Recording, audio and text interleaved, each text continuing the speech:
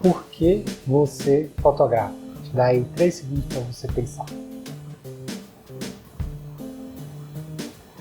Se você conseguiu chegar numa resposta já aí rapidamente, coloca aí embaixo que eu gostaria muito de saber. Por que esse é o tema do vídeo de hoje? Eu fui numa exposição aqui na cidade do México, onde eu estou a trabalho, da fotógrafa Vivian Maier.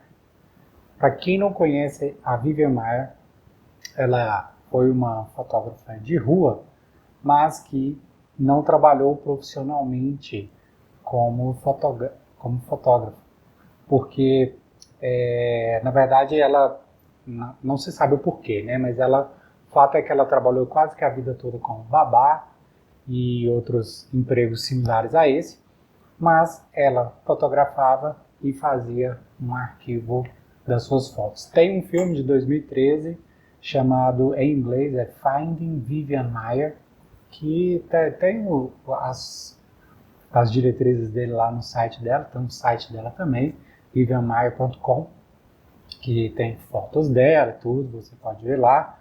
Claro que ao vivo é mais impressionante, com as fotos ampliadas, no caso, porque são ampliadas direto do negativo, né? Mas já no site dá para você realmente ver muito do potencial, na verdade, da potência das fotos dela. E o filme conta mais essa história. Mas assim, em resumo, ela viveu na casa de pessoas, porque ela era babá e tudo mais, ela fotografava, fazia um arquivo, e aí no início dos anos 2000, ela já estava idosa, né? Ela tem fotografia desde a década de 50, e ela foi morar num lugar para pessoas idosas, e se eu não me engano em 2007 venderam naqueles leilões de mercado de pulgas que as pessoas compram lá nos Estados Unidos sem saber o que tem dentro do lote, um monte de caixa, uma pessoa comprou e quando ela abriu, ela se deparou com um arquivo fotográfico imenso e a Vivian Maier, se eu não me engano, morreu em 2009 e me parece que essa venda das coisas foi em 2007. Foi algo assim, se foi o que eu entendi. O fato é que ela não viu nenhuma dessas exposições e nem o que se seguiu, que foi o descobrimento, digamos assim, das fotos dela, tanto que a exposição aqui chama Revelando Vivian Maier e o filme chama Finding Vivian Maier, que seria Encontrando Vivian Maier. E, enfim, depois a família tentou pegar as coisas e tal, mas não conseguiu também, porque a pessoa comprou legitimamente, né, os arquivos. Então, hoje a coleção dela pertence a outras pessoas e tal, que não tem nada a ver com a família.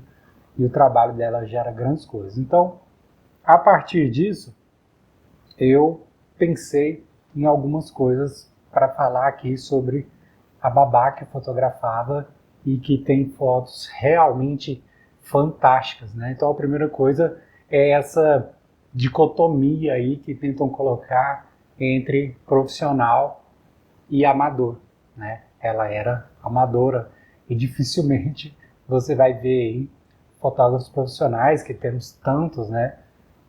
Que tem um trabalho tão robusto e que vão atingir também um trabalho significante como foi o dela, tá? Então, o que eu quero dizer com isso não é para diminuir as pessoas nem nada disso, é só que colocar esse adesivo profissional ou amador para determinar a qualidade não tem nada a ver, tá? As pessoas fazem o seu trabalho da melhor maneira que elas podem, e aí quem se relaciona com aquele trabalho vai gostar e quem não se relaciona não vai. E eu acho que essa que é uma relação normal, muito mais se você é profissional ou se você é amador, tá? Então, por isso que eu acho que o porquê de você saber o que você fotografa pode ser muito determinante para o seu sucesso, tanto o sucesso comercial, se for o caso, se você for uma pessoa que tenta o sucesso comercial através da fotografia, mas principalmente para o seu sucesso da sua autorrealização através do exercício da fotografia. Se isso fizer parte do seu porquê, é claro. Se você fotografa para se sentir bem, para produzir um trabalho, por isso que a gente sempre volta na pergunta do porquê. Porque se você fotografa para ganhar dinheiro exclusivamente, é interpretar o que as pessoas querem, né? Um pouco disso, a sua tática tem que ser isso. O que as pessoas querem, então eu vou fornecer esse serviço. Agora, se você trabalha na perspectiva de construir o seu próprio trabalho, um trabalho autoral, é mais o que eu penso, o que eu quero dizer, o que eu quero construir. Nenhuma das coisas é errada, tá? É só, estou colocando para reflexão, porque quando você sabe, você consegue criar as táticas de uma maneira melhor. É assim que eu penso, pelo menos. Uma das coisas que eu acho interessante quando eu vejo as fotos da Vivian, é que, a íntima, né, da Vivian, é que eu não vejo ali traços de frustração. Para mim, não me parece uma pessoa que era frustrada por não ter publicado o seu trabalho. Eu não tenho informações se ela chegou a submeter para algumas coisas e não foi aceita. Eu não tenho essas informações, se eu não me engano, no filme também não fala, porque realmente não há entrevistas da Vivian. Ela era uma pessoa solitária, então assim, a gente perdeu a oportunidade de conversar com ela. Eu, quando vejo as fotos, acho ruim não ter tido essa oportunidade de conversar com ela. Não falo assim pessoalmente, claro, mas através de uma entrevista de pessoas e tal. Então, eu acho ruim não ter um pouco da fala dela, mas, por outro lado, isso não faz com que a fotografia dela seja menos interessante, né? Porque está lá o trabalho e a gente pode ver, e a exposição que eu vi mesmo estava muito linda. Mas a gente via que, embora ela não tenha mostrado, talvez seja uma opção dela de não ter publicado, eu não sei, mas ela se preocupava com as fotos. Tanto que ela montou um arquivo, boa parte do arquivo estava discriminado, né?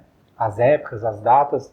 Quando a gente vê lá na exposição, tem muita fotografia que está lá. São principalmente Chicago, Nova York e uma parte na França. Então, muitas têm a data e essas coisas, e algumas não, são indeterminadas, né? Então, a gente vê o cuidado que ela tinha com o arquivo. Afinal de contas, foi isso que foi achado sobre o trabalho dela. O arquivo todo de uma vida, já direto, com várias fases, algumas em cor, outras em preto e branco, e até um pouco de filme Super 8, que a gente vê lá, tomadas de filme Super 8 dela, coloridos. E teve uma fase, a fotografia quase toda é preto e branca, mas teve uma fase colorida também, com câmeras pequenas, e enfim, dá para ver a multiplicidade e aquilo que ela gostava de olhar, né? A gente vê que ela gostava de olhar para a solidão, para a individualidade das pessoas, mas também para a interação. Tem muita coisa de interação, fotografava muito crianças, ela era babá, provavelmente não era uma babá dessas carrancudas, me parece que ela tinha uma ternura mesmo com as crianças, mas fotografando a mão das pessoas, os gestos e vários outros sapatos, né, chapéus, enfim, muitos espelhos, autorretratos, tem um monte de coisa que ela fala com a fotografia dela e é interessante, me parece uma fotografia de uma pessoa que estava realizada, sabe? O trabalho dela me parece